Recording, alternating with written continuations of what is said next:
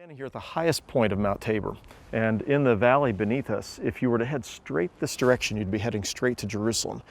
Back behind me, this direction, was Caesarea Philippi. And so it makes sense, beginning in Luke chapter 9, verse 51, I believe it is, Jesus makes his way or sets his face resolutely towards Jerusalem. If he's coming back from Caesarea Philippi, he would have come this direction. This probably would have been something like a 6-day walk, depending on what he did and where he stopped along the way.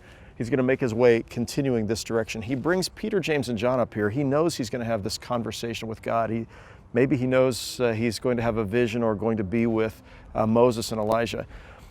But he brings Peter, James, and John up. Why? Well, in the scriptures, in order to have a testimony that people would believe, you had to have at least 2 witnesses. In this case, Jesus brings 3 witnesses with him to the top of Mount Tabor to listen to see and absorb what's happened, and to hear the testimony of his Father who says, "This is my Son, listen to him." And so from this vantage point, of course, he could have seen, or at least you had the idea of the road. Today it's very hazy, but the idea of the path heading down this way to Jerusalem, having come this way from Caesarea Philippi, and having a profound experience of God and with God here at the top of the mountain. So why were Moses and Elijah meeting Jesus here? And I have a couple of ideas.